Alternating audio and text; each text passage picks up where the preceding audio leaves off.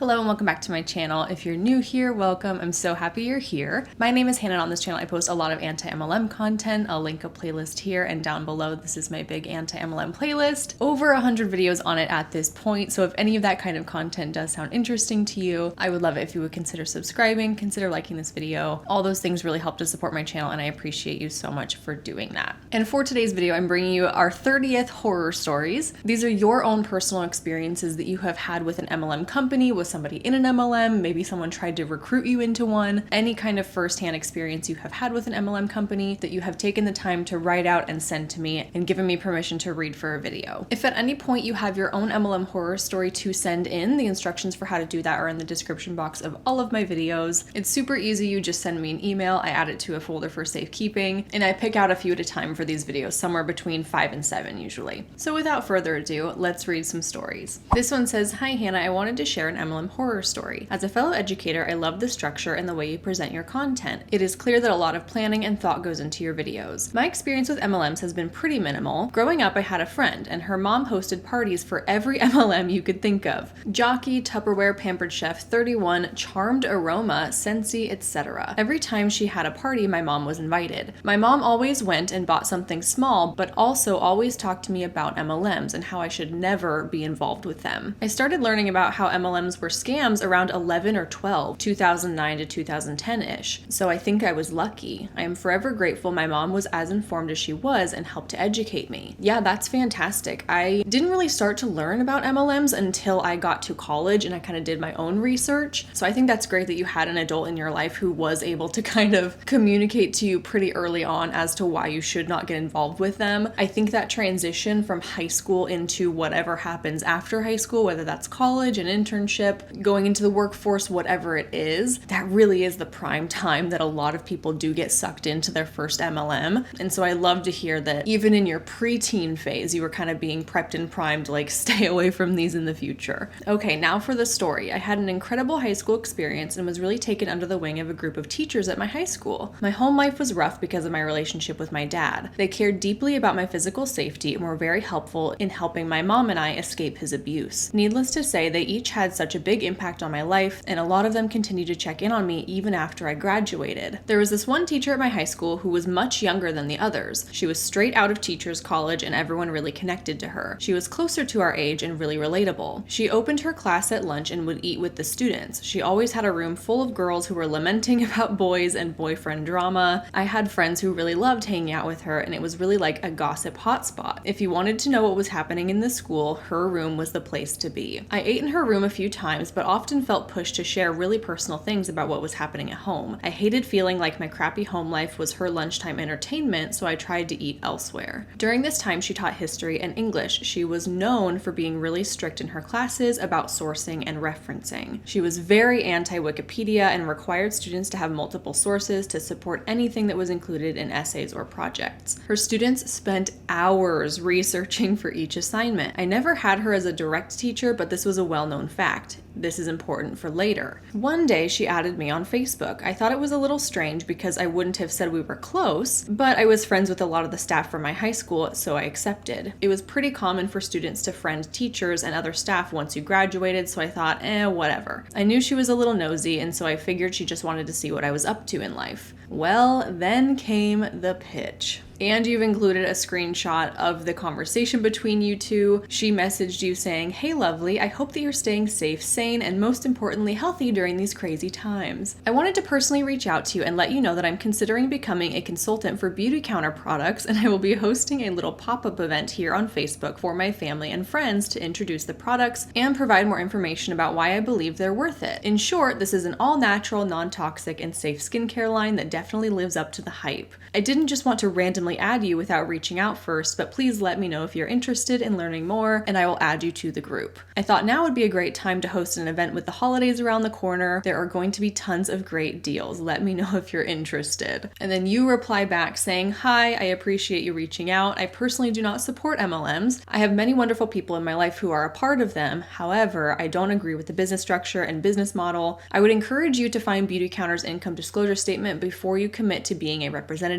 Wishing you all the best." best. And she says back, thanks for the tip, but don't worry, I wouldn't get involved with something I didn't take the time to look into. Honestly, I think this is a really straightforward and respectful way to respond to an MLM pitch like that. It's clear that you do have this kind of concern for her well-being, or concern that she might be getting herself involved in something that isn't ultimately going to be a good thing for her. And I think this is great the way you phrased it. I don't support the business model. I encourage you to look at the income disclosure statement. It might not be what it's cracked up to be. Make sure you look into those things before you commit. I think that's a really respectful and genuine way to express your concern for them without sounding like you're attacking their decision. But then again, her response of being like, don't worry, I wouldn't get involved with it if I didn't look into it. I'm looking at the beauty counter income disclosure right now and it's terrible. The average annual income for everybody in the company was $1,861. Yes, that absolutely does include those outliers. It's not the most accurate representation, but they don't give us the data for each rank. They do say that 25% of people made no money at all, 35% of people earned more than $500, 22% of people earned more than $1,000, and only 1% of people earned more than $30,000. So they're picking and choosing and only giving us bits and pieces of the information they want to broadcast out there on their website. But what I'm concluding from this right here is that 82% of people in the company made roughly $1,000 or less. And in my opinion, if I was looking at those numbers trying to decide if I wanted to join or not, that would be my first indicator that this is not something I want to be involved in. And so her being like, don't worry about me, I looked into it, I personally find that very hard to believe, because anybody looking into those numbers, in my opinion, most likely would not be wanting to join. Anyways, I don't think this lasted long, but I do think she pitched pretty much every girl who went to my high school. I noticed that she is friends with almost all the girls from my graduating class, about 200-ish people, and I can only hope that not many got involved. It just gave me such an ick that she was a figure people looked up to and respected. It felt like such an abuse of her position, even if we weren't current students. Please keep me and her anonymous. Keep up the good fight. I agree with you that this is, in my opinion, inappropriate behavior from a former teacher. Yes, she waited until you graduated. Yes, she waited until you were 18. However, it does feel like an abuse of that kind of power and position of being a high school teacher and having this constantly refreshed pool of newly 18-year-old people to prey on to get to join for her own financial benefit. Your background is in education, my background is in education, and I think we both can agree that this is really inappropriate behavior for a high school teacher to be participating in. And what's kind of funny is I didn't really even know where the course of your email was going to take me, but at the beginning of your story, we just talked about, I'm so glad that your mom taught you about MLMs before you got to high school, because that is a prime target for MLM reps, to target people who have just turned 18, who are maybe at this crossroads as far as what their future path looks like. And I really hate hearing that a high school teacher is taking advantage of that. Thank you for sharing this story. Be on the lookout for your former high school teachers who are joining MLMs and trying to recruit you, apparently.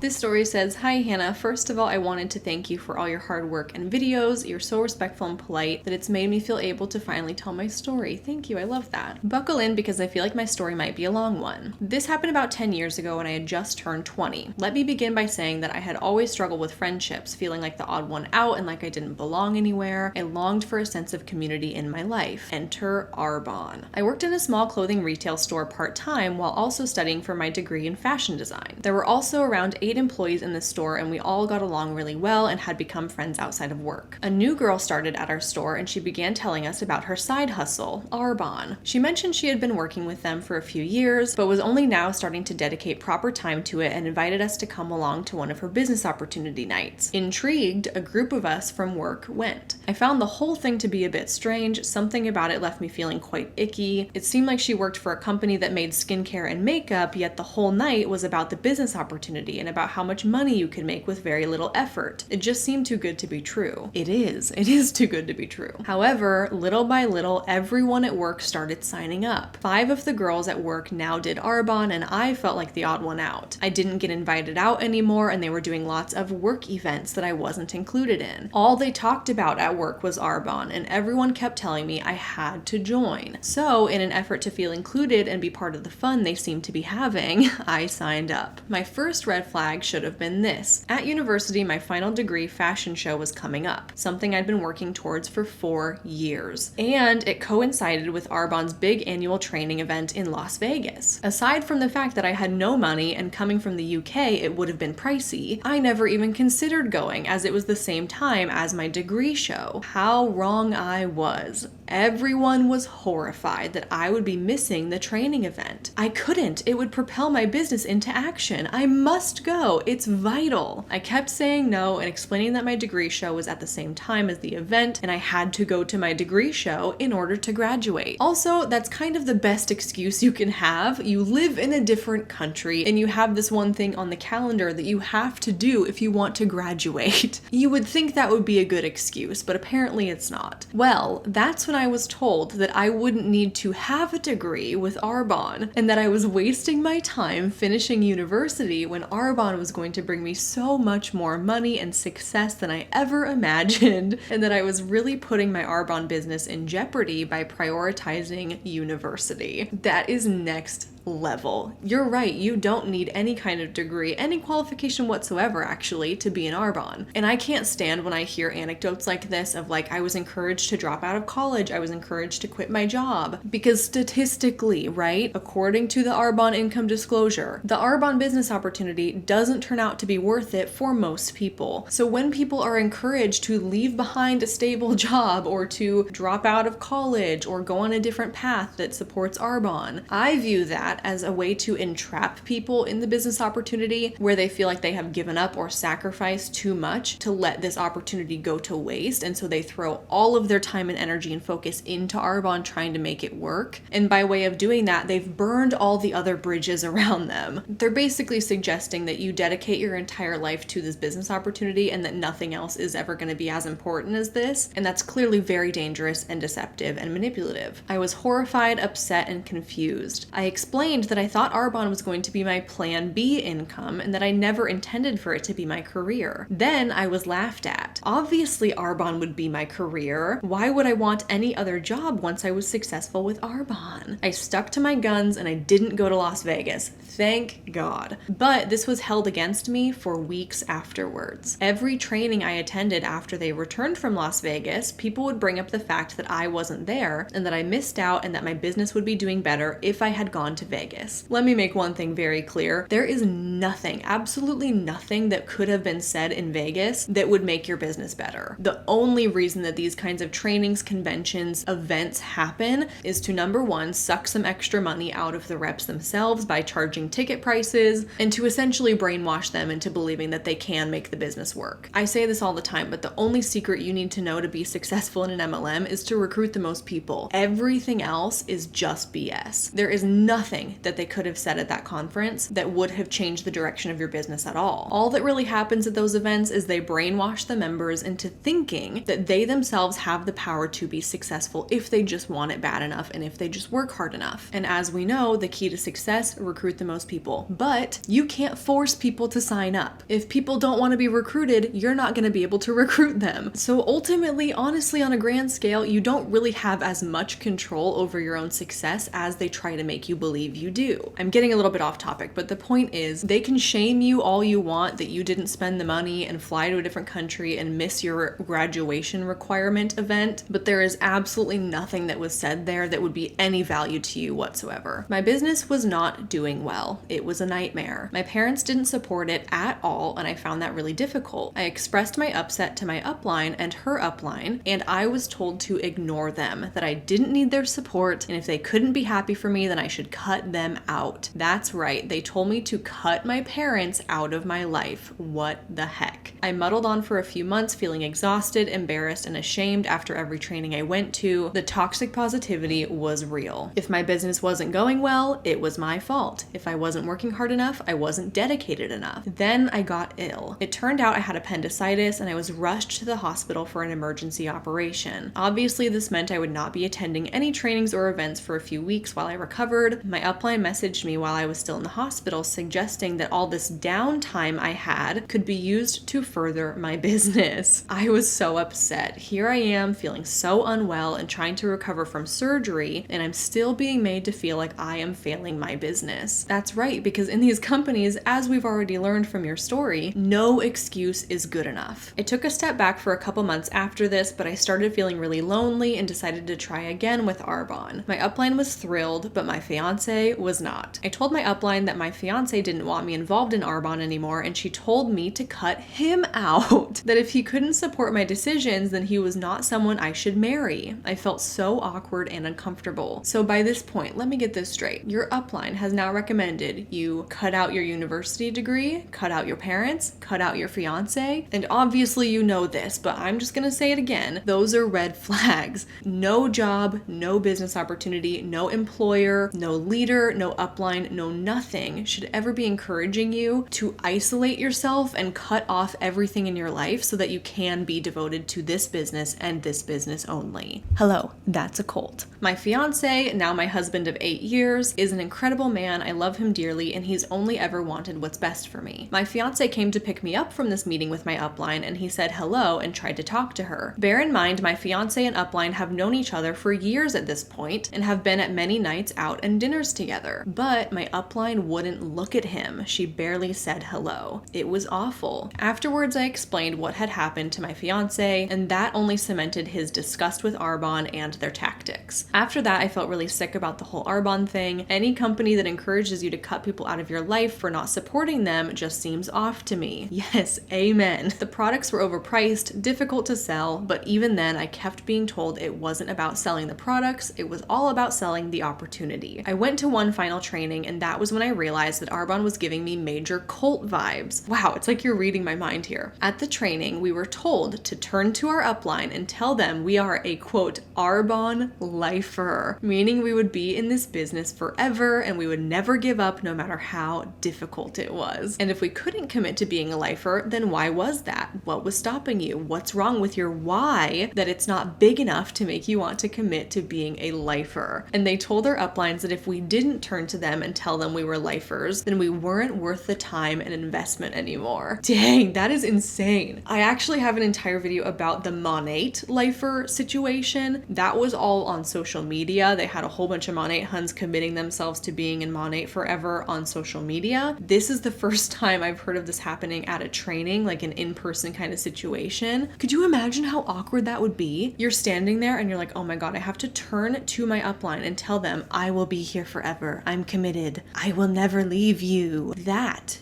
is a cult. I felt trapped. I felt sick. I really didn't want to say it. I couldn't say it, so I just stayed quiet. I didn't look at my upline as the other team members turned to her and all gleefully said they were lifers. It was one of the most bizarre experiences of my life. Being in a room with 200 people all screaming and shouting the words, I am a lifer, I am a lifer, over and over again. I knew that was it. This company was screwed up and weird and inappropriate, and I didn't want any part of it anymore. By the way, for the record, chanting is a cult tactic. I didn't formally tell my upline I was leaving, but I suppose because I didn't tell her that I was a lifer that she already knew. We didn't speak for a while, but eventually every single one of the girls from that clothing store all left Arbonne. No one ever spoke of why they left or our time in Arbonne again. It was just a weird little elephant in the room that no one ever mentioned again. So interesting. This goes to prove my point that apparently they didn't learn all the secrets for their business to be successful in Vegas, or else they would still be in the company, right? It all comes crashing down at some point, except for the girl who originally enticed us. She's been with the company for over 13 years and she is still going on about getting that white Mercedes one day. Oh honey, if you haven't gotten it yet,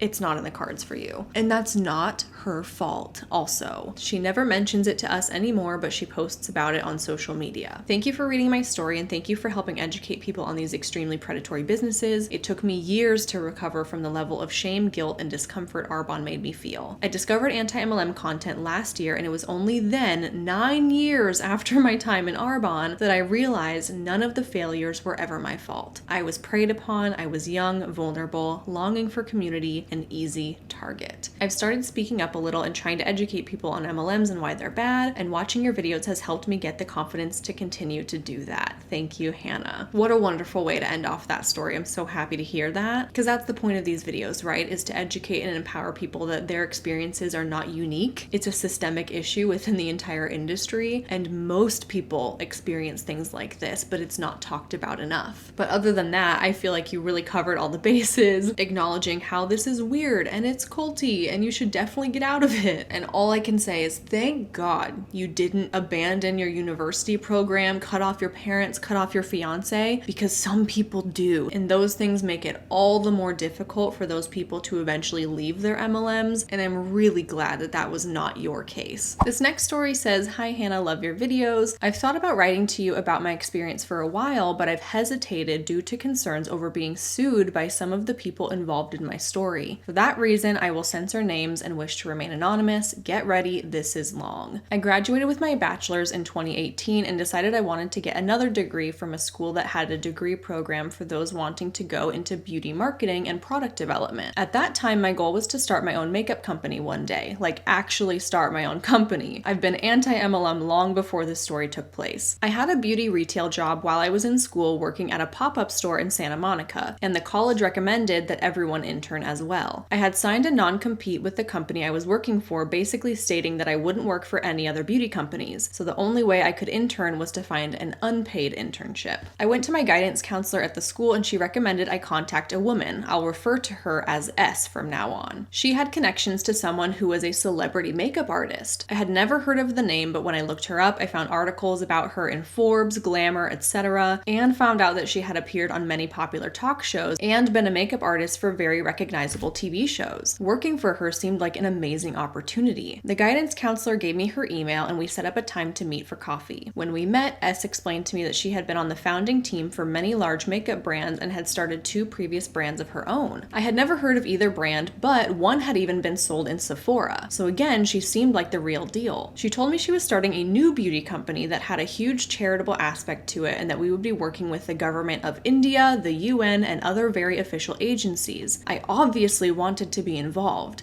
I agreed to do a 3-month unpaid internship for her. After those 3 months were over, I would be nearing graduation, and S said we would discuss employment opportunities with her company. The 3 months went okay. She did not stick to the hour requirements set in place by my school for unpaid internships and had unreasonable expectations, but I wanted to help her and do well. After 3 months of a lot of unpaid work, I met with her to discuss future employment. She promised me that she planned to hire me very soon as she could secure funding for the company. She begged me not to find another company to work for because she would be paying me very soon. A 3-month unpaid internship then turned into a year of unpaid work. Every couple months I'd ask again about being paid and she would give another excuse and push the start date back more. Meanwhile, I had graduated, was trying to pay LA rent, and was still doing work for her unpaid. I thought it would all pay off because of her credentials. By October of 2019, I basically told her I couldn't do any work for her anymore since I wasn't being paid. She suddenly found enough money to start paying me a small amount, less than minimum wage for someone with degrees from 2 private universities, but I digress. I took it because I had been so desperate to be paid by her for so long and hadn't found another job yet. We were set to launch over the next couple months. 2020 hit and a few investors pulled out of the company when things started to shut down. S told me she would still pay me, but to just limit my hours as much as possible. I qualified for unemployment and that became my main source of income. The company actually launched in June of 2020. I had been involved in every step of the process as I was the only person besides the founder working full time. I had a part in product development, I did all of the social media, made our website, did all the email marketing, etc. In a way, those products felt like my baby because of how involved I had been in the whole process. I was getting the hands-on experience I wanted, but I also knew I was being taken advantage of by S. I was vastly underpaid, verbally abused, manipulated, and had no work-life balance. But I didn't quit because I felt lucky to have a job I could work from home during the pandemic. And I felt like I'd already put so much of my time into the company, I would feel dumb if I quit now and then things happened to take off. Hello, sunk cost fallacy. Yes, that is actually exactly the point I was about to make about the sunk cost fallacy. It's the idea that you've invested too much time, money, effort, energy, whatever it may be, into a specific thing, whether that be a project, an endeavor, a job, a business, a product, whatever that is. The idea that you've invested too much into it, quit, to leave, to walk away. And that is a fallacy because typically when people stay in whatever kind of situation it is that they feel they've invested too much in, the longer you stay, the more you lose. And in a lot of cases, it really is more beneficial to just remove yourself from the situation, stop expending all that time, money, energy into it, because the odds are pretty good that you're going to remove yourself from that situation at some point in the future. And in the long run, it's going to be better for you to remove yourself now versus trying to wait it out a little bit longer and losing even more in the process. But honestly, I can see where you're coming from on this. With something like a startup company, you really don't know if it is going to take off, like you said. And if you have invested so much of yourself into it, you want to see that success and you don't want to have that happen right after you decide to leave. I get that 100%. But at the same time, it's really tricky because how much more of your time can you donate to something that's really not compensating you the way you deserve to be compensated? Towards the end of 2020, S got a little more investment and started paying me a little more. I got off of unemployment and things seemed to be looking up for the company. Sales were still down, but S was telling me about all these strategic partnerships that she was putting in place. Side note, at this point, S already owed me $3,000 for hours I had already worked, and she had promised she would give me as a sign-on bonus when she hired me full-time. Also, due to some personal issues, I had a very strained relationship with my parents around this time, and I felt emotionally, financially, and personally connected to S and this company. Yeah, that really does complicate things a lot. In 2021, S started a crowdfunding program to get more investment so she could start paying me and the other couple of people that did occasional work for her. Through this crowdfunding campaign, a group of Huns from a lesser-known beauty MLM decided to invest. S didn't care where the money came from and fully embraced this group of new investors. She kept referring to them as influencers, and it wasn't until I was introduced to them over Zoom that I realized these were MLM girls. I told S very directly that I was concerned about the company being associated with an MLM. She basically brushed off my concerns and promised that we ourselves wouldn't become an MLM or be publicly tied to one. We would just welcome their support as, quote, women who support women. I continued working for her. June of 2021, she gave me another pay raise. At this point, I finally got to the point of making minimum wage. Just now you're making minimum wage. That is just, I don't know how she can get away with doing that. I can only assume that perhaps there was some kind of legal loophole. She was paying you under the table. That's not right. It's called minimum wage for a reason. And it seems like somebody who is this deeply involved in this company should be paid a little bit more than the bare minimum, don't you think? I was constantly being love bombed by S and simultaneously being blamed for the reason the company wasn't making more money, and hence the reason I wasn't getting paid. She's blaming you for her company not making money. Okay.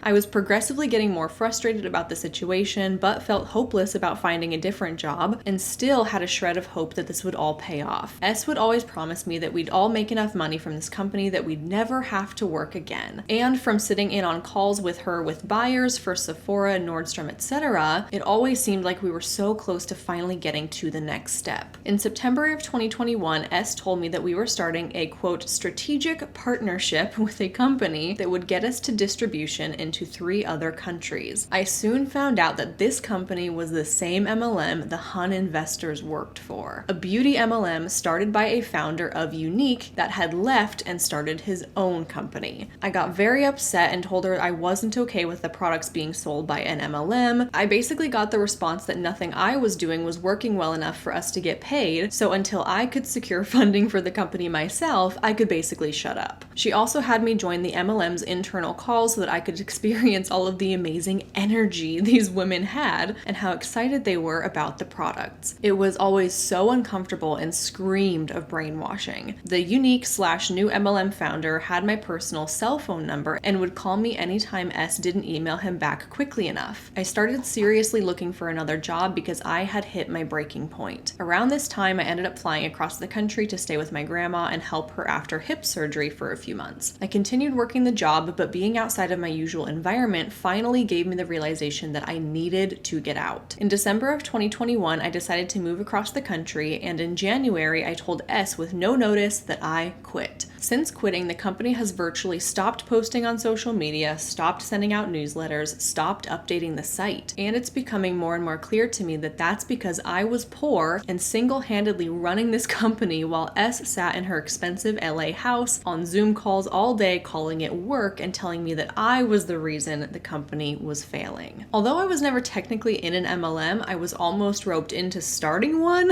Towards the last couple of weeks of working for the company, S was trying to figure out a compensation plan with the help of a former MLM hun turned investor. It's very clear that's where the company is heading, and sadly they're still constantly using my graphic design work, my product photography, and photos of me to promote their products. While I want to speak out more publicly about this manipulative, predatory woman and company, I don't want to bring more awareness to a company that is honestly still very unknown and should stay that way. I felt like it was important to share my story because I've never heard of anyone else with a similar experience. I think startup culture in big cities like LA can create an environment where passionate, talented young people are very vulnerable to being taken advantage of by successful, wealthy, older people in their desired industry who they want to learn from. The mentality of, quote, doing your time with unpaid internships to be successful one day can easily lead into something like this. A lot of the manipulation and brainwashing I went through is very similar to the way women in MLMs are taken advantage of. I feel embarrassed, angry, and like I wasted the first 3.5 years of my professional career after college. Unlike most people in MLMs, I got into this situation with the encouragement of my very legitimate university, my family, and friends who all looked into S and thought that the info about her online was impressive and would be a great career move for me. It just goes to show that truly anyone can be sucked into a dangerous situation regardless of how educated they are. I have a degree in psychology and I still didn't fully understand what was happening while I was still in the middle of it. There's so much more I could say about this and stories I could tell. For example, S making me work while I was in the car on the way to my grandpa's funeral, but I know this is probably very long and confusing as is. I didn't even get to the part where the charitable aspect of the company that first made me interested was basically all a lie. Let me know if you'd like to hear more sometime. I admire the content you make and hope this kind of education can save others from some of the pain I've gone through. I am kind of left speechless by this story. I've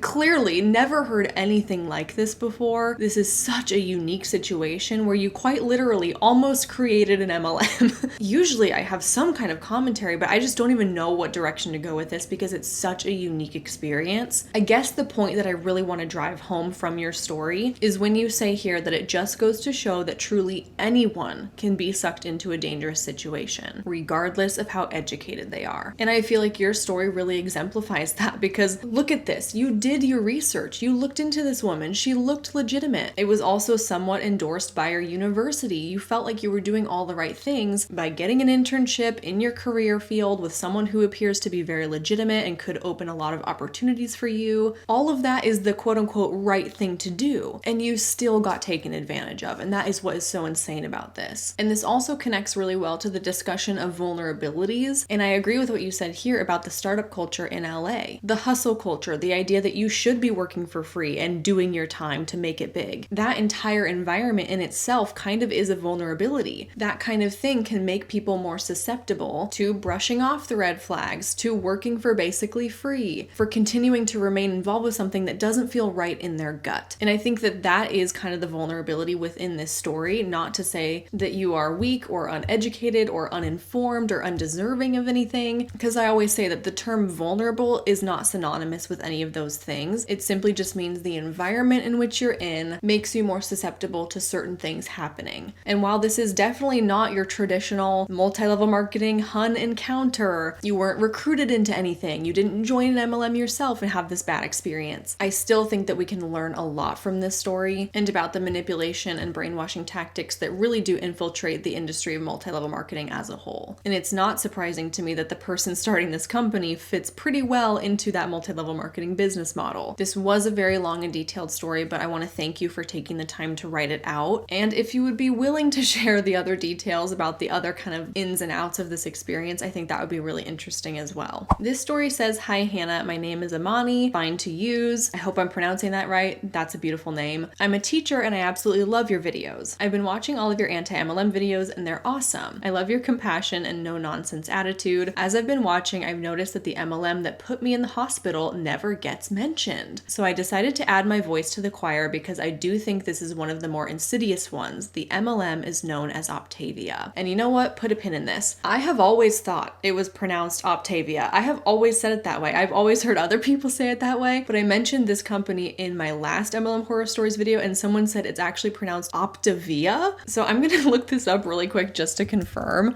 Oh my god, I really do think it's Optavia. I went onto the Optavia official YouTube page and all of their videos of their reps and people from their company saying their name, they say Optavia. Okay, great. From this point forward, we are leaving Octavia in the past. We are going with Optavia. For context, this was 2019 to 2020 before the pandemic hit the US. I was a graduate student at this time getting my master's. I didn't know what an MLM was. Because this was an accelerated program, I was student teaching full-time and taking a full load of graduate courses. I literally had no life and no time to do anything not to do with my program. Been there, done that. At the same time, I've always struggled with my weight, but had lost a decent amount as an undergraduate. I have PCOS, which causes insulin resistance. Basically, I'll gain weight just looking at a donut. And fibromyalgia, a chronic pain disorder. As such, during my master's course, I couldn't exercise, and being out of the house for 10 hours a day meant that I was struggling to continue with weight loss. Enter Optavia. In the midst of looking at easy diets that didn't require time to cook or prep, I stumbled upon Optavia, which promised the easiest diet in the world. They sent you a month worth of fuelings, which are prepared meals like protein bars, protein shakes, mini meals like chili that come in a packet and you just add water in the microwave, and so on. You eat 5 of these fuelings a day and make one, quote, lean and green, which is a lean protein plus veggies. Now, I understand that this is, even with such limited info, not a great diet due to the high level of processed food and almost no whole foods, but please keep in mind I was desperate to be eating healthy with no time to prep food for myself. And you know what? I do feel like that's a very common experience. When you're busy, when you're out of the house, a lot of people do feel like they don't have the time to cook at home, to meal prep, all that kind of thing. I think that a lot of people can relate to that, and that works perfectly in Optavia's favor because they're offering you what they claim to be healthy, nutritious, on-the-go, super easy kinds of fuelings, I think is what you called them. Which, yes, at the end of the day, it's still pre-packaged food, but it's marketed as a good alternative, something that's going to be healthy for you and takes you no time to prepare, and a lot of people are attracted to that. So I put in my first order, and the first weird thing to happen, aside from it being ridiculously expensive, is I had to sign up for my order under a coach. I just chose some random lady closest to me geographically and continued on my way. I didn't think much about it until her husband called me. I answered a random phone call one afternoon. I heard this random guy's voice and hung up because I'm socially awkward. A day later, she called me and clarified that she and her husband are my coaches and would help me navigate the program. I figured that was actually nice since it was included in the price of my box anyway. She emailed me a bunch of extra documents to help me prepare for the diet. The only weird part of the call was when she insisted that I eventually become a coach too, and she could tell what an amazing, passionate person I am already.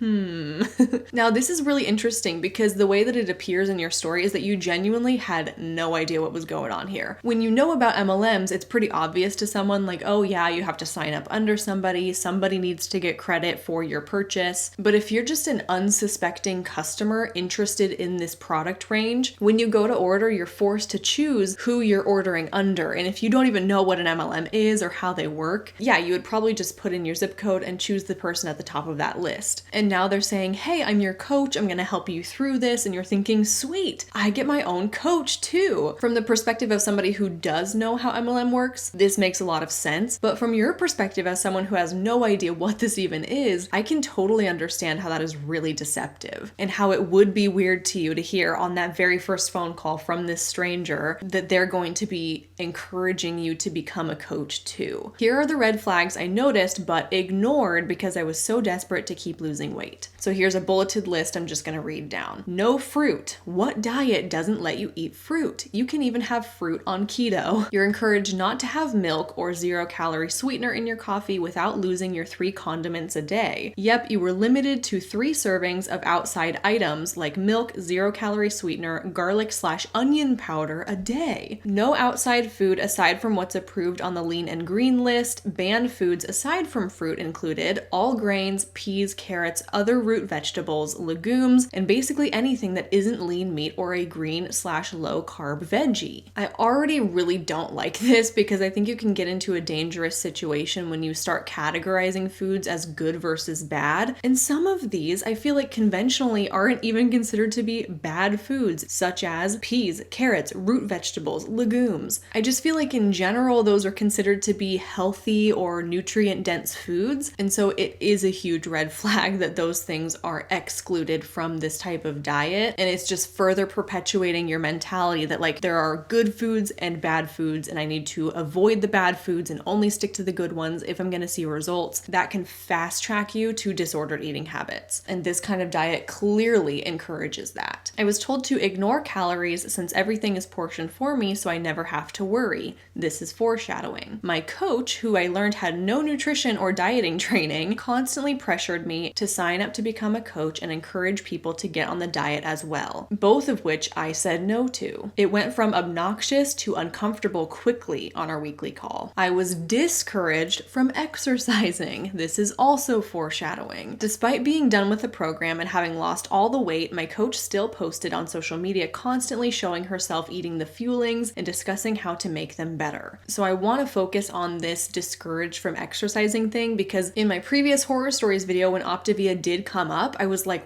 what? You're discouraged from exercising? What kind of program would say that? That makes no sense. And a lot of people did comment saying that because this diet is putting you in such a caloric deficit, your body doesn't have the fuel it needs to expend any extra energy. So quite literally, if you were to go and exercise, it would probably feel really terrible because your body isn't fueled properly. You don't have the nutritional reserves to get through a workout without feeling lightheaded, passing out, feeling sick. And that is so unbelievably concerning. The weird stuff aside, after a week of feeling like death, I started actually having decent energy and was losing weight, 2 to 4 pounds a week. I was so happy with my progress and how easy the program was. It was easy to ignore the red flags. For almost a year, I went along with this diet and lost almost 100 pounds. Everyone was raving about how great I looked, and for the first time in my life, I was healthy and thin. Except I wasn't healthy. About 6 months in, I noticed I was losing a lot of hair, I had brain fog, I was starting to be tired all the time, cranky, oversensitive, and the like. At first, I attributed this to the stress of how intense my program was. After all, my classmates were complaining of being exhausted too, so it had to be normal. My coach insisted it couldn't be the diet because I was getting all the nutrients I needed, and I drank the Kool-Aid, of course. Despite my success, I started feeling disillusioned with the program. It was so restrictive and it was kind of impossible to do social things since I wasn't allowed to eat things not on the plan, or I would throw myself out of fat burn, and it would halt my progress. You also couldn't drink, so no cocktails after class with my friends for me. It was incredibly isolating and just made me feel weird about the program. Despite my success, I knew deep down something was off. All the while, my coach brushed off my concerns and encouraged me to post about my success and love for the program on social media. She even admonished me for not mentioning the program in my posts. Well, in January, I woke up one day and I just couldn't see. My vision was so hazy and I couldn't get my eyes to focus. I had a migraine, which I'd been getting for a while, and I felt like weights had been tied to my limbs, making it hard to move. When these symptoms didn't go away, I went to the hospital. The doctors couldn't see much in my blood tests to explain all these symptoms, except I was sort of anemic, my B12 was low, and my liver enzymes were too high, which only explained some of what I was experiencing. However, when we discussed diet, the doctor got angry. He asked me if I knew how many calories I was eating a day. I said I wasn't sure. He said I was only eating 800 calories a day, and then told me, for reference, a healthy 5-year-old needs 1,200 calories a day. Definitely explains why I wasn't allowed to exercise. Yes, exactly. You don't have any calories to be burning here. You're barely fueling yourself. You're barely eating enough to get by each day. You don't have any extra to be expending on exercise, which makes sense as to why they discourage it. He said he wasn't surprised I was losing weight since I was on a starvation diet, and to get off of it right then and there, or my organs could start shutting down, or I would develop heart failure. He didn't leave until he saw me eat a bite of a tuna sandwich. When I got home, I googled Optavia negative side effects, and oh boy did I find a lot. That's where I learned what an MLM was and why I shouldn't follow an MLM created diet. It also explained why my coach was so pushy about me becoming a coach and why she kept promoting products she supposedly no longer needed. I blocked her right then and there. I left the Facebook group and I tried to fix my diet. Unfortunately, a year on a starvation diet also completely wrecked my metabolism, so it led to a lot of weight gain initially. Luckily, I've put myself back on the correct course and I'm doing much, much better. I hope this email serves to raise awareness to the sneaky and insidious MLM. I am shocked they are even allowed to sell this diet to all sorts of people as a fix for obesity. They preyed on all of my insecurities and weaponized my desire for health against me. They love bombed me to lull me into a false sense of security so I would ignore all the red flags. flags. They are the worst. Thank you for reading my story and helping bring attention to this and other awful companies. The work you do is so important. On one hand, it's upsetting that it did get to this point of you having to go to the hospital, but on the other hand, I'm somewhat thankful that there was a doctor at that moment who could intervene, who could inform you that, like, wait a minute, this diet that you've been doing is not healthy. And if you continue down this path, there could be much more severe consequences. So thank goodness, in a way, I guess, that hospital visit did happen, and it could set you back onto the right track of getting off of Optavia and getting back onto a normal diet that is going to actually nourish your body. Like I've said a couple of times, I've gotten some stories about this company recently, and it's really sparking my desire to do a deep dive because there are so many problematic aspects of this. Even if it wasn't an MLM, it would still be incredibly dangerous, and I feel like it needs to be talked about more. So thank you so much for sharing your experience. This story says, "Hi Hannah, I feel that everyone has had at one moment or another in their life an encounter with an MLM hun, and I have had my fair share of stories with Beachbody, It Works, Prove It, Herbalife, Modere, Tupperware Unique, and the infamous Mary Kay, since I unwillingly attended a makeup makeover at a house when I was 18 and knowing nothing about MLMs. My real horror story is with someone in Primerica. For context, my older sister has always had something more than me, or something I wish I had. For a very long time, she was my hero, and we grew to become not only sisters, but best friends. But at some point in our life, I became the more envious one, and I truly felt that this shift in our dynamic contributed to the demise of our relationship. My sister was in a 15-year relationship and had 3 children. In 2017, that relationship ended, and she became obsessed with the idea of finding someone to build a new life with. A couple of months after the breakup, my sister started dating. Enter this guy that we will call Tony to keep my story a little bit anonymous. At first, my sister seemed happy and she wanted me to meet him so I would be able to give him my seal of approval. After a couple of weeks, I finally got to meet him, and as soon as he started to speak about his job, or should I say his business, something MLM-y captured my attention. He spoke about wanting to become a millionaire by the time he was 40 and that he was working 60 to 70 hours a week to achieve that goal. He was also telling me I was a slave to my 9-to-5 job as a lawyer and I should want to be more than just a lawyer. First, let me tell you that I am more than happy to be a lawyer after so many years of studying to achieve that goal, and nobody will convince me that an MLM is better than the job I have and the financial security it gives me. Absolutely. The idea that someone would think that an MLM is a better opportunity for you than being a lawyer, or any kind of stable 9-to-5 job for that matter, it's laughable. But to come back to my story, Tony was always talking about the hustle and the financial freedom he would soon have since he was working so hard. My sister was drinking the Kool-Aid and seeing herself being taken care of by him, not having to work as a nurse anymore and having more babies with Tony. But to anyone outside this power couple, things were not as exciting as Tony was pretending they were. He was broke and clearly not seeing the money for all the efforts he was putting in. Tony had no financial stability, but was trying to give everyone in my family financial advice and telling us how to be successful. That is rich. If you haven't guessed already, he was involved with Primerica. I asked my sister not to get sucked into the MLM bullcrap and to realize that they would not become a power couple since Tony was not even able to provide for himself, let alone for her and her 3 kids. She was not hearing it and was in love with the life Tony was promising her. Even if my sister seemed happy, I was always speaking my mind regarding Tony, his hustle, and dreams. But since I was against him, Tony started to speak ill of me to my sister, telling her that I was jealous of the success they would soon have, or that I didn't want to see her happy again. I was hurt and didn't realize at that moment that the more I spoke against Tony, the more my sister was believing him. When she called me to announce that she was pregnant with her 4th child, I lost it. How the F would Tony provide for the baby since he was not even making $10,000 a year? What enraged me even more was that Tony and my sister only knew each other for 2 months, and I was still helping my sister with some expenses. But for my sister, it was the proof she needed to believe that I was not supportive of her and Tony and that I was a negative influence in her life. She was convinced that Tony would succeed in Primerica, and she stopped talking to me. She kept me from seeing my niece and nephews and told me that I would only be welcome back in her and her kids' lives if I apologized to Tony. This apology never came. Fast forward to today, we are in 2022. My sister doesn't speak to me. She has a 3-year-old son with Tony who is still trying to make it happen in Primerica. 3 years later, he's still trying to make this work 3 years after the fact. He's not bringing home more than $10,000 a year, and he's receiving child support from my sister. My story might be all over the place, and I'm sorry for that. This story still makes me emotional, and English is not my first language, so it's harder for me to express myself clearly. Thank you for reading my story. And unfortunately, this is just another example of an MLM coming between someone's relationship. And what makes this story a little bit unique is that it's not your sister who's in the MLM trying to make it work, it's her partner, Tony, who's trying to make it work, and she's really attached to that dream of what kind of life he can provide her. But according to your story, that dream has never come to fruition, and she hasn't seen the benefit of his hard work in Primerica. And it's really disheartening to see that she would cut off such a lifelong relationship with her sister just because you don't believe in the dream that her partner has. And for good reason too. Statistically, these kinds of business opportunities don't work out, and clearly there's no evidence that it has yet. So in my opinion, you seem to be coming from a place of a loving, concerned sister, and she is seeing it as you being critical or you not being supportive of her. And I guess the only thing that we can maybe hope for as an outcome of this is that there will be a point in the future where Tony does leave Primerica in the past, and perhaps that might be a way for you and your sister to start mending your relationship. I'm really sorry that this is happening. MLM companies should never get in between people's relationships, but you would not believe how often they do. This story says, Hannah, I heard you recommended by the lovely Cece, and I jumped in on some horror stories. I'm familiar with MLMs as I grew up in a cult, and every other month it seemed someone was pushing something new, so I knew how to avoid most MLM pitches. But when I was in school to become a massage therapist, we had a rep from doTERRA who came in to push essential oils on us, which we used in a lot of our massages. This rep took a whole hour to tell us about the shady practices of Young Living.